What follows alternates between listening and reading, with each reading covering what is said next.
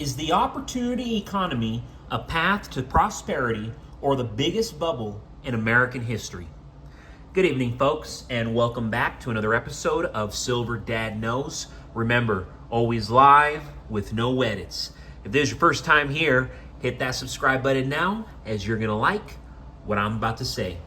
So as you can see right here, I am presenting a 2019 Captain America piece. I just checked like literally 20 minutes ago. Amazon is currently selling these for $131. I cannot make this up. $131. And I bought this coin years ago, for around 25 bucks. This coin is the 6th release in the Marvel Bullion series, Struck by the Perth Mint, featuring Marvel characters. Mintage is limited to 50,000 coins, and that's worldwide, of course. In the Marvel Universe, the character of Captain America came into being during the Second World War as a super soldier and is strictly speaking the first Avenger. You go to the verse, very attractive, and you see Her Majesty, Queen Elizabeth II, and then you see the purity along with the legal tender denomination. You see the year there, 2019.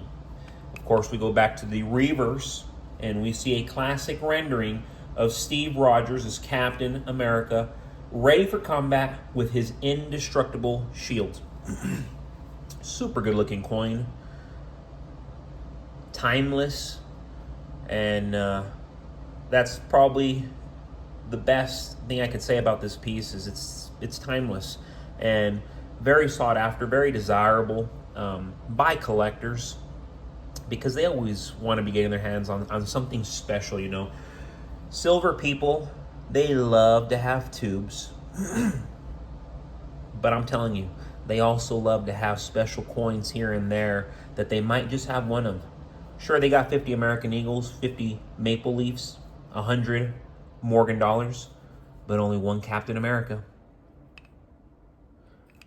Ironically, I actually had 2 Wolverines recently. I think I only have 1 Wolverine, and that's one of my other favorite pieces that I featured recently. But going back to the opportunity economy, which in headlines we keep hearing about this, the opportunity economy is a plan that is supposedly going to solve income inequality and make things better for all Americans. But when we really start to look at it in a grand scheme, we're looking at some significant changes that could have far-reaching effects on our economy and, of course, our lives. First off, they're promising first-time homebuyers a $25,000 check to help with down payments, along with a $6,000 tax credit for newborns. If this plan goes forward, we're likely to see a huge influx of people trying to buy homes, which could lead to the biggest real estate bubble we've ever seen. They're also talking about forgiving medical bills and student loans, banning price gouging in grocery stores, and significantly reducing fees from banks and credit card companies. While these ideas might seem like they're aimed at helping the average person, they could lead to unintended consequences, like banks loosening lending standards just to get people into homes that can't actually afford it. Now, this isn't just about home buyers and renters. They also want to add 3 million housing units within the next 4 years. Sure, that could lower rents, but it would also devalue the properties that are currently on the market, potentially causing a collapse in the commercial real estate sector.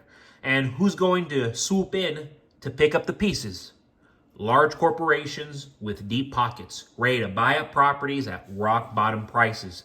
This will accelerate the trend we've already been seeing, where corporations are becoming the biggest landlords in the country. With all these bubbles forming, whether it's in real estate, consumer debt, or even the broader economy, having your wealth tied up in traditional assets could be a risky move, especially now. The government is clearly planning to pump more money into the system, which means more inflation and more instability in the financial markets. Silver, on the other hand, offers a hedge against these uncertainties. As fiat currencies become more volatile and the cost of living continues to rise, silver remains a stable store of value. It's a tangible asset that doesn't rely on the promise of what these politicians are always telling us, or the stability of banks. In an environment where bubbles could burst and economic policies could backfire, holding silver is a way to protect your wealth from the fallout. And here we go. Another amazing piece that you have to always be getting your hands on are these walking liberties. This is constitutional silver. This is actually, arguably, some of the best silver you could be purchasing. The Liberty walking half dollars of 1916 through 1947 are celebrated as one of the most beautiful coins ever produced by the U.S. Mint. Designed by prominent sculptor A.A. Weinman and struck in 90% fine silver, these coins bear a stunning full-length figure of Liberty striding toward the rising sun. Then you see the reverse featuring a richly detailed eagle perched upon a mountain crag. The 1935 Liberty walking half dollar was struck over 89 years ago at the Philadelphia Mint.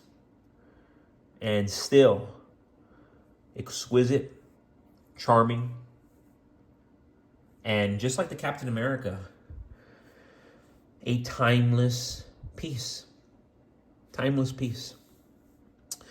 But I cannot stress more that you have to be prioritizing on constitutional silver, junk silver, quote unquote, junk silver. It's anything but junk. This is the money. Boom. Walking Liberty, Barber dimes, Barber quarters, Franklin half dollars. And yes, I have just as many Walking Liberties, a bunch of them, as I do Franklin half dollars. But yeah, super, super nice. I mean, so much creativity by the genius sculptor, A.A. Weinman. Love these coins. And in all honesty, I wish I had started stacking these years ago. I barely started stacking these recently. But yes, folks, thank you for another episode of Silver Dad Knows. God bless you. God bless your household. And God bless America.